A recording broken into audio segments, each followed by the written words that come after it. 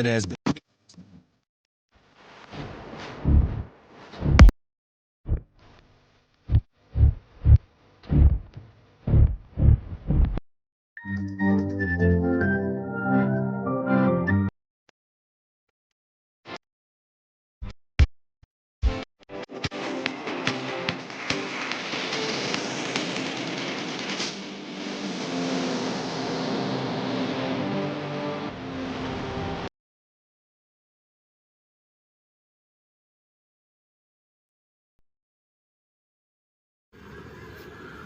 પ્રણામ દર્શક મિત્રો, આજના વિડીયોમાં જબરજસ્ત વસ્તુ એક પદાર્થ આજે મેં સાંભળ્યો કે સૂળી અને ફાંસી, જે આપણે જૈન ઇતિહાસમાં ઘણીવાર સાંભળ્યું છે કે સૂળીનું સિંહાસન થયું. સુદર્શન શેઠની વાત આવે છે, સૂળીનું સિંહાસન થયું નવકારના પ્રભાવે, બરાબર છે.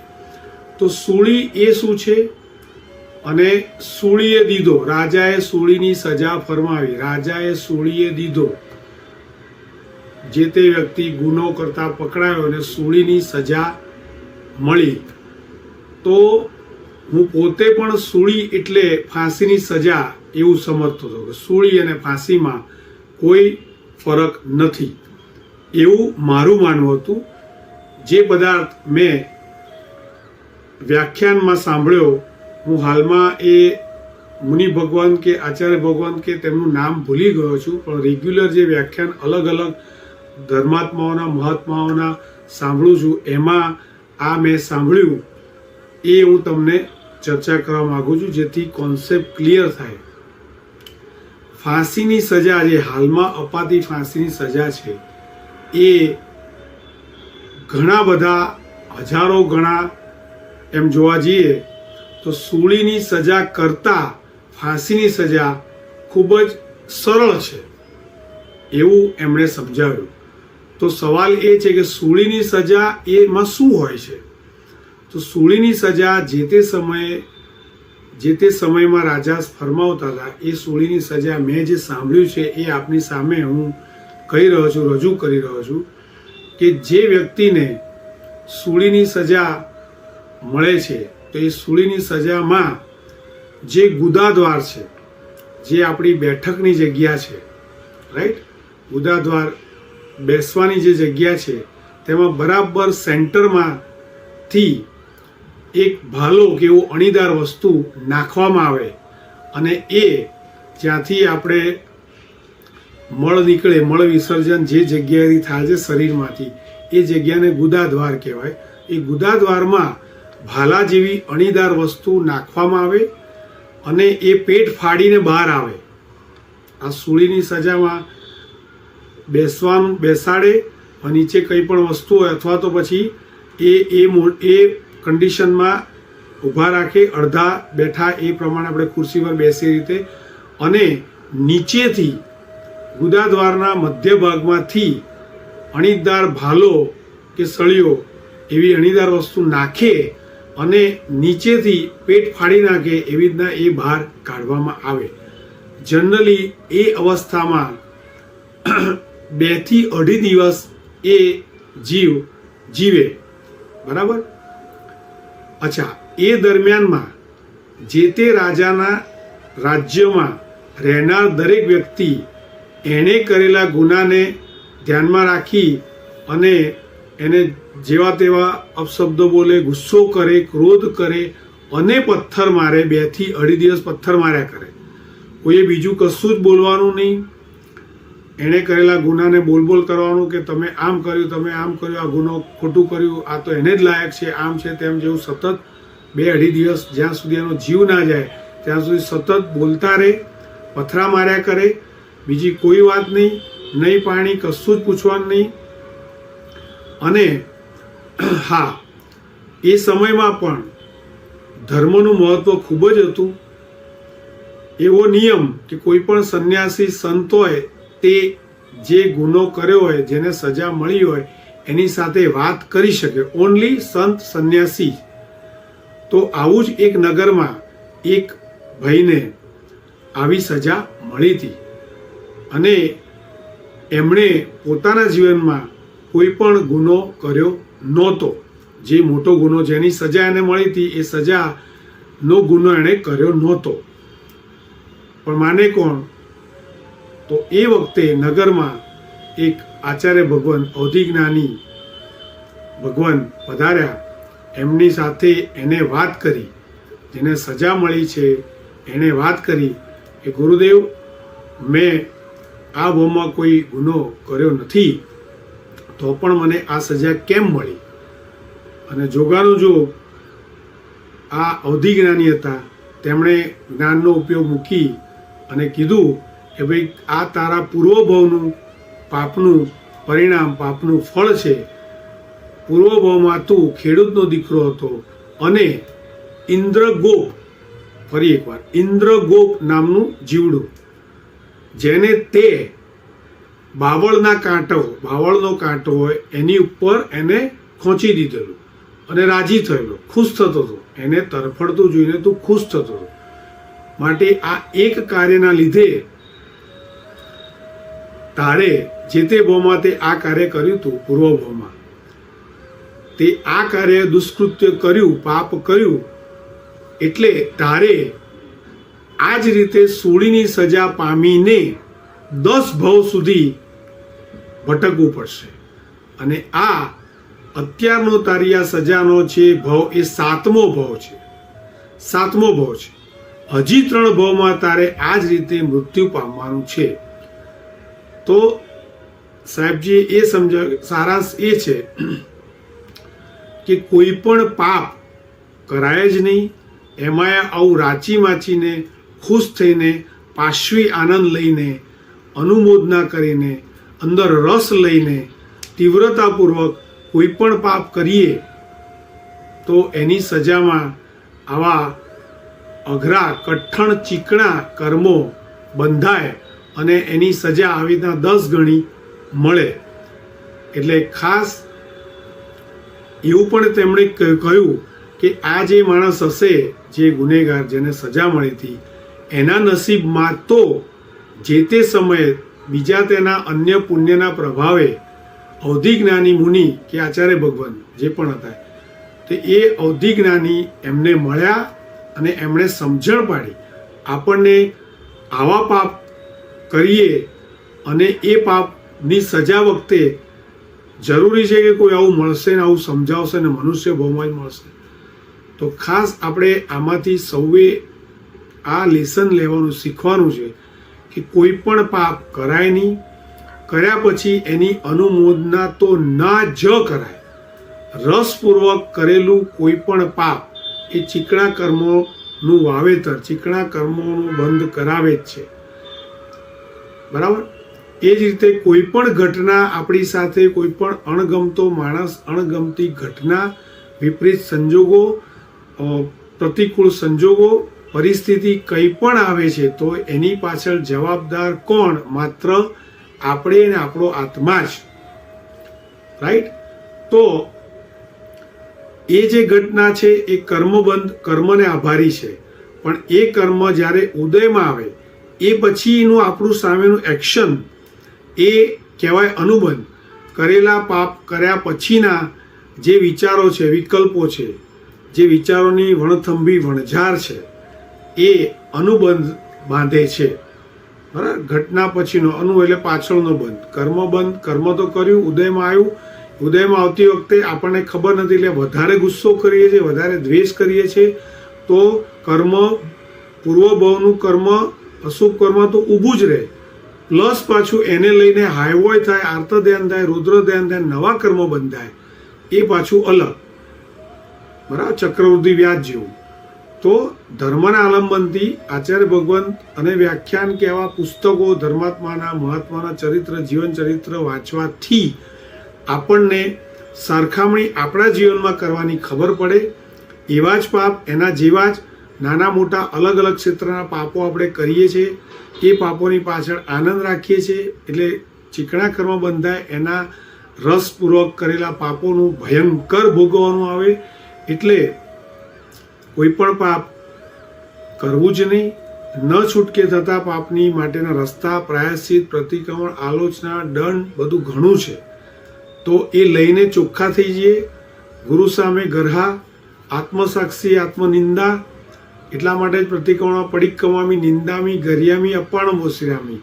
આવા મારા આત્માનો પર્યાય જેણે આવા કર્મ કર્યા છે જે તે ભાવમાં, રાઈટ, તો એ બધા કર્મોવાળા એવા આત્માને હું ઓછી રહું છું. પ્રતિક્રમણ બોલીએ પડિક્કમામી, પ્રતિક્રમણ કરું છું, પાપથી પાછા હટવાની ક્રિયા. નિંદામી, એવા મારા આત્માને નિંદું છું આત્મસાક્ષીએ કે આ મારી ભૂલ છે. ગરહા કરું છું ગુરુની સામે સાક્ષીએ કે મને આલોચના આપો, પ્રાયશ્ચિત દંડ આપો. અને અપ્પાણમ વોસિરામી, અપ્પાણમ વોસિરામી એટલે કે એવા પર્યાયવાળા આત્માને હું વોસી રાવું છું, સેમ નિમિત્ત માટે ફરીથી આ ભૂલ નહીં કરું. આટલા અપ્પાણમ વોસિરામી, એવા પર્યાયવાળા આત્માને વોસી રાવું છું. આ વાક્ય સુધી માત્ર જૈન દર્શન પહોંચ્યું છે. બીજા અન્ય ધર્મોની અંદર પણ માફી છે, પસ્તાવો છે, પ્રાયશ્ચિત છે, આ બધું જ છે. પણ એ ક્યાં સુધી કે હું નિંદા કરું છું, મેં આ ખોટું કર્યું, મારે આવું ના કરાય, વસવસો, રડવું, પસ્તાવો. ગુરુની પાસે પણ કહેતા નથી, ભગવાનની પ્રતિમા સામે પણ પોતાના આત્મસાક્ષીએ કહી દે છે. એમાં પણ સાહેબજીએ સમજાયું કે ગુરુ પાસે ખુલ્લા આત્માને ખુલ્લો કરવાથી પોતાની જાતને ખુલ્લા કરવાનું એકચ્યુઅલ મેથડ છે. અધરવાઇઝ મનમાં પસ્તાવો કરીએ, પસ્તાવો છે એમાં પણ સૂક્ષ્મ દ્રષ્ટિએ પોતાનું અભિમાન તો પોસાય જ છે કે કોઈને કહીશું તો મારી ઇજ્જત શું રહેશે, સ્ટેટસ ખરાબ થઈ જશે. આવું ઘણા બધા વ્યક્તિઓ પૃથ્વી પર માનતા હોય છે કે પરમાત્માને ફોટા મૂર્તિ યાદ કરીને માફી માંગી લે એટલે પાપ ધોવાય, એવું છે જ નહીં. ઇવન જૈન દર્શનમાં પણ પ્રતિક્રમણ એટલે એવી ઘટના કે જે પાપ આપણે કર્યું છે એ પાપને પ્રતિક્રમણમાં યાદ કરી એ પાપના પર આત્મનિરીક્ષણ, પરીક્ષણ કરવાનું, વિશ્લેષણ કરવાનું, તત્વચિંતન કરવાનું છે કે આવું મેં કેમ કર્યું, ક્રોધ કેમ કર્યો, ઈર્ષા કેમ કરી, નિંદા કેમ કરી, આવું કેમ મેં કર્યું. એ સવાલ થવો જોઈએ. કેમ કર્યું તો એના બેઝમાં શું છે? તો માલિકીનો ભાવ છે. એ માલિકીનો ભાવ છે તો એ આત્માનો નથી ગુણ, એ આપણી જાતે ઊભો કરેલો છે. મનના અનાદિકાળના જે ખરાબ ભાવોથી આપણે જે બધું ઊભું કર્યું છે આત્મા પર કર્મની જાળ, એના પરિણામ છે. તો એ બેઝિક મૂળને પકડીએ અને મૂળને પકડીને એને માટેના જે રસ્તા છે એ અપનાવવા અને ફરીથી આવું ન કરું તો એ જે મૂળ છે, દેટ ઇઝ જે દુર્વિચાર છે, ખરાબ સંસ્કાર છે, એ સંસ્કારવાળા મારા આત્માને હું ઓછી આવું છું. ત્યારે આત્મા નિર્મળ થાય, ચોખ્ખો થાય. આવી સમજણ મેં સાંભળી. મને લાગ્યું કે I would like to share with all of you જેને આવો ઇન્ટરેસ્ટ છે સમજવામાં, આત્માને સમજવામાં, આત્મા પરના કર્મોને કઈ રીતે ચોખ્ખા કરવા, એની મેથડ શું છે. બીજું પણ એમણે કીધું કે અલગ અલગ મહાત્માઓ પોતાના અલગ અલગ ટોપિક પર માસ્ટરી ધરાવતા હોય છે. તો શ્રાવક કે શ્રાવિકાઓ જ્યારે પણ કોઈ પણ ગુરુ ભગવાનને મળે છે, આ જે વાત કરું છું એ પરમ પૂજ્ય શાસ્ત્ર નિપુણ ત્રિલોક્ય મંડળ મહારાજ સાહેબનું વ્યાખ્યાનમાં મેં સાંભળ્યું છે. અત્યારે કહેવા જઈ રહ્યો છું કે સવાલ એ છે કે અલગ અલગ ગુરુ અલગ અલગ વસ્તુ પર એમનો ફોકસ હોય. કોઈ તપમાં માસ્ટર હોય છે, કોઈક આંબીલની હોળી કરતા હોય છે, કોઈક નવકાર મંત્રના જાપમાં માસ્ટર હોય છે. તો જ્યારે જ્યારે આપણે અલગ અલગ મહાત્માને મળીએ છીએ ત્યારે અલગ અલગ વસ્તુ જાણવા મળે ત્યારે આપણે ઘણીવાર કન્ફ્યુઝ થઈ જઈએ. તો એમણે બહુ સુંદર કીધું કે આપણા એવી જે પ્રવૃત્તિથી આપણા આત્મામાં ધર્મનો ઉલ્લાસ વધે તે જે તે વ્યક્તિ માટે શ્રેષ્ઠ યોગ કહેવાય મોક્ષ સુધી પહોંચવા માટે, રાઈટ. એટલે જેને સામાયિક ફાવે સામાયિક કરે, જેને ગાથાઓ ગોખવી છે, જેને સ્વાધ્યાય કરવો છે, જેને ગ્રંથો વાંચવા છે, જેને તપ કરવું છે, આ બધી અલગ અલગ મેથડ છે જેમાં આપણને સરસ લાગે, મનને શાંતિ લાગે, આનંદ થાય, ધર્મ માટેનો પ્રેમ વધે એવી ક્રિયા એ જે તે વ્યક્તિ માટે શ્રેષ્ઠ યોગ એમણે સમજાવ્યો. તો આગળ પણ આપણે ઇવન સોશિયલ મીડિયા પર આપણે આ બધા મહાત્માને સાંભળીએ, આવી વસ્તુ જાણીએ, શીખીએ અને પછી આપણે પોતાના જીવનમાં ઉતારીએ. તો આ છેલ્લી વાત મને એક્ઝેક્ટ યાદ છે, આજે જ મેં સાંભળી. શ્રી ત્રૈલોક્ય મંડળ શ્રી ત્રૈલોક્ય મંડળ મહારાજ સાહેબ આચાર્ય ભગવાન બ્રહ્મચારી નેમિસુરીશ્વરજી દાદા સમુદાયના તેઓ સાધુ ભગવાન છે. તો એ એમનું વ્યાખ્યાન બહુ જ સરસ હોય છે. આપ સૌને ખાસ વિનંતી, તેમને સાંભળો. Extra ordinary clear cut message હોય છે બધા સાધુ ભગવાનના. પણ હવે આપણે આપણા ચેનલના માધ્યમથી જે હું સાંભળું છું, જે જાણ્યું એ શેર કરવાનું પણ ચાલુ કર્યું છે. એમાં જે તે મહારાજ સાહેબનું વ્યાખ્યાન હશે એ યાદ કરીને એક નોટ બનાવીને અને એ જે મહારાજ સાહેબે કીધું હોય એ જ મહારાજ સાહેબનું આપણે કોટી કોટી તેમના ચરણોમાં વંદન, એમના નામના ગુણાનુવાદ કરી અને એમણે જે જિનેશ્વર ભગવંતે સુધર્મા સ્વામીની પાઠ પર જે ગણધર ભગવંતો થ્રુ આપણા સુધી આ શુદ્ધ જ્ઞાનની લાણી કરે છે, તો એ ખરેખર એમના ચરણ કમળમાં કોટી કોટી વંદન. અને જે પરમ તત્વને સુધી પહોંચાડવાનું તેઓ આ ભગીરથ પ્રયાસ કરે છે તે જબરજસ્ત સરાહનીય છે અને મને તો ખૂબ જ આનંદ આવે છે.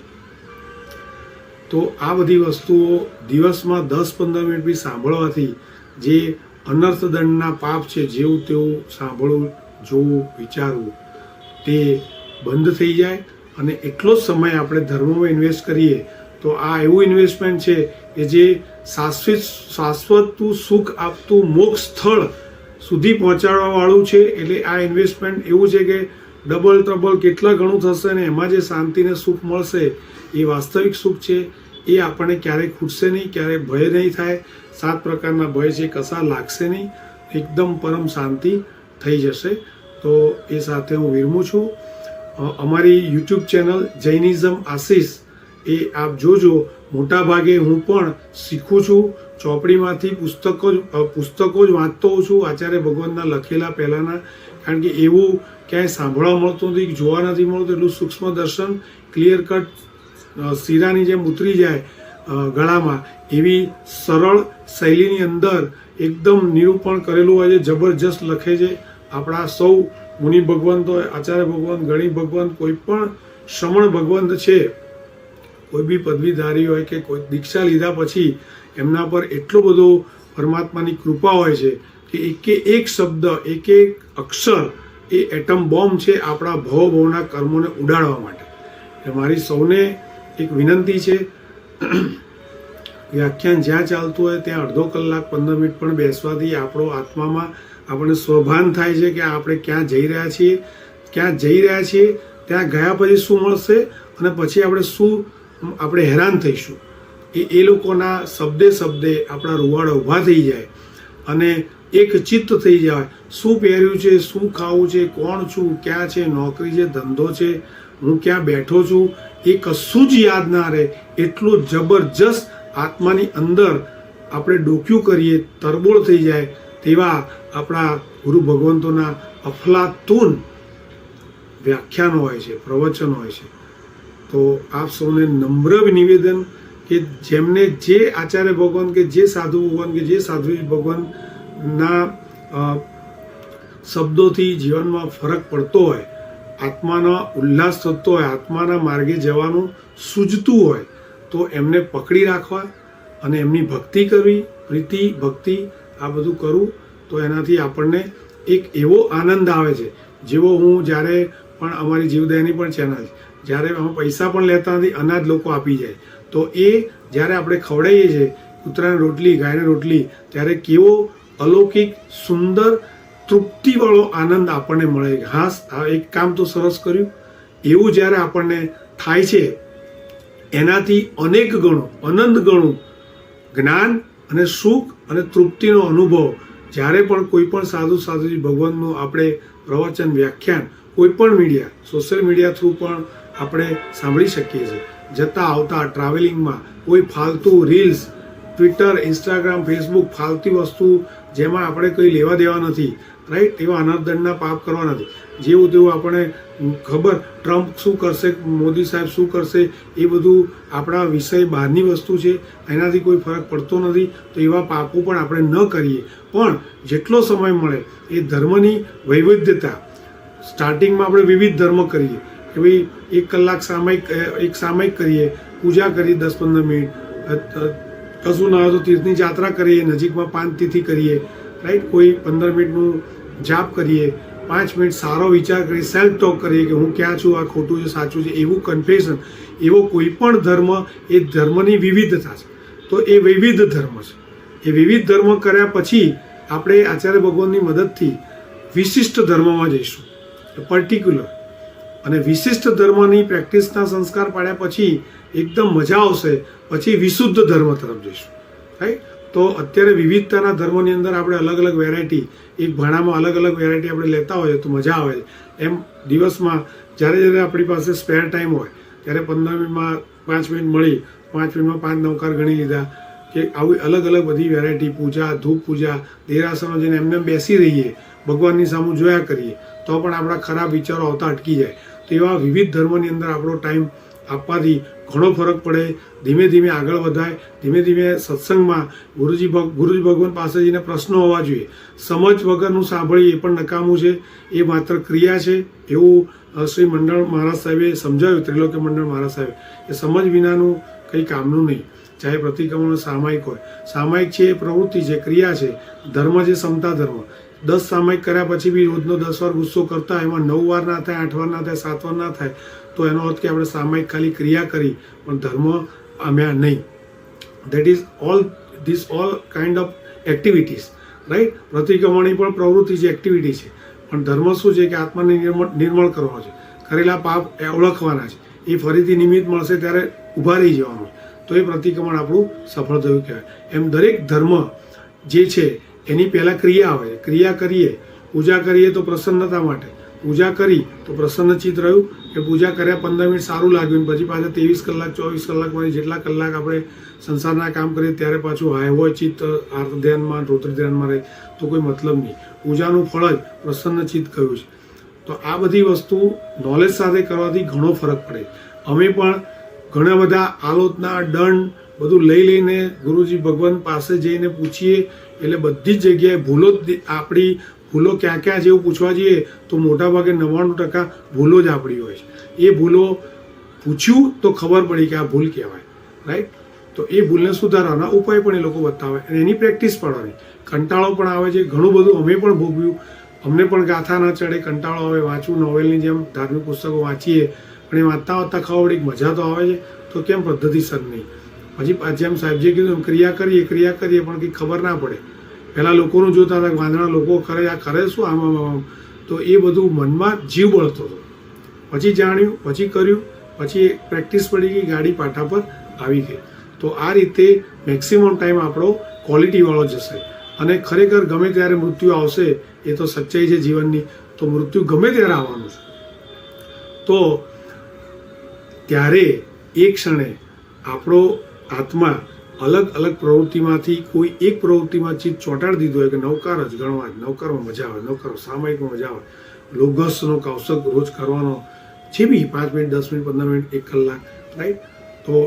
તો એ વસ્તુ છેલ્લી ક્ષણે આપણને યાદ આવી જાય, રહી જાય, એટલી હદે સંસ્કાર આ ભોમાં પાડવાના. એટલું ફોકસ્ડ 5 મિનિટ કરીએ પણ એટલું ફોકસથી કરીએ કે આપણી છેલ્લી ક્ષણ વખતે ધર્મનું કોઈ પણ સ્વરૂપ, પરમાત્મા પરમ તત્વ સ્વરૂપે આવીને ઊભું રહે અને આપણે એકદમ સમાધિ થઈ જાય, રાઈટ? તો આપણો આવતો ભાવનું રિઝર્વેશન આપણા હાથમાં જ છે, રાઈટ? કે મૃત્યુ કેવું, મૃત્યુનો મહોત્સવ કરી શકાય એવું આપણે મૃત્યુ માગી શકીએ, એના માટે પ્રેક્ટિસ કરવી પડે, રાઈટ? તો જન્મ મળી ગયો છે, પુણ્ય પ્રભાવ મળ્યો છે, બધું જ મળ્યું છે આપણને. આર્યકુળ, આટલો જૈન ધર્મ સરસ, શાસન મળ્યું, બધું આચાર્ય ભગવાન, બધા દેવદેવીઓ, બધું દર્શન, 5 ઇન્દ્રિયોની પટુતા મળી. આચાર્ય ભગવાન રત્નસુંદર સુરેશ્વરજી મહારાજ બહુ સુંદર સમજાવે, એમને પણ અમે બહુ સાંભળ્યા, બહુ માણ્યા. હવે એમનું ઉતારીએ છીએ, અઘરું પડે છે પણ મજા આવે છે, રાઈટ? તો એ કરેક્શન કરવાનું ચાલુ કર્યું છે. એટલે બહુ જ મૌન રાખીએ, બોલતા પહેલાં વાણીને વિચાર કરીએ. અંદરના અંદર અભિમાન થતું હોય, દ્વેષ થતો હોય, ઈર્ષા થતી હોય તો ખબર પડવા માંડી છે કે આ મેં દ્વેષ કર્યો, આ મેં ઈર્ષા કરી, આ મેં ખોટું કર્યું. કારણ કે અનાદિકાળના સંસ્કાર એટલે અઘરું તો પડવાનું, પણ એવું પણ નથી કે ન થાય. રાઈટ? તો એ પ્રેક્ટિસ દિલથી કરો, દિલથી પાપ કરે આનાથી 10 ગણું દિલથી ધર્મ કરીએ તો એ પાપ મોડા પડવાના, હલકા પડવાના, ઢીલા પડવાના અને અનુબંધો તૂટી જાય, એ બધું જ શક્ય છે. અને હજારો, કરોડો, અબજો, અનંત આત્માઓ આ બધું સાંભળી, કરી, ફોલો કરી, પ્રેક્ટિસ કરી અને કેવળ જ્ઞાન પામે, મોક્ષ પદ બી પામ્યા જ છે. એવા બી ઇતિહાસ દર્શન, આપણે જૈન દર્શન વાંચીએ, ઇતિહાસ વાંચીએ, જૈન દર્શનનો ઇતિહાસ વાંચીએ તો એમાં બધું આવે જ છે. જે ભૂલો આપણે કરી છે એ આ ભાવમાં કરી નથી, અનંતા ભાવમાં કરી જ છે, પણ સમજણ નથી પડી કે ભાઈ એને તોડવી કઈ રીતે, એને માન્યું નથી. આપણે માનીએ બધું, આપણી માન્યતા એ મિથ્યાત્વ, એ જ મિથ્યાત્વ છે. પરમાત્માએ કીધું એ આપણે માનવા તૈયાર નથી, બરાબર? તો એ મિથ્યાત્વ છે. પરમાત્માએ કીધું એ સાચું જ છે, કોઈ પણ એમાં ખોટું છે જ નહીં. હું નથી કરી શકતો, મારી મજબૂરી છે, મારી ખરાબ અનાદિકાળની આદત છે, એમાંથી બહાર કાઢો. એ બધી વસ્તુ એક્સેપ્ટ કરવી એ પણ ધર્મની શરૂઆત જ છે. રાઈટ? તો જીનાજ્ઞા વિરુદ્ધ કંઈ પણ કહેવાય ગયો તો ત્રિવિધે ઈચ્છામિ દુક્કડમ. પ્રણામ. જય આદિનાથ.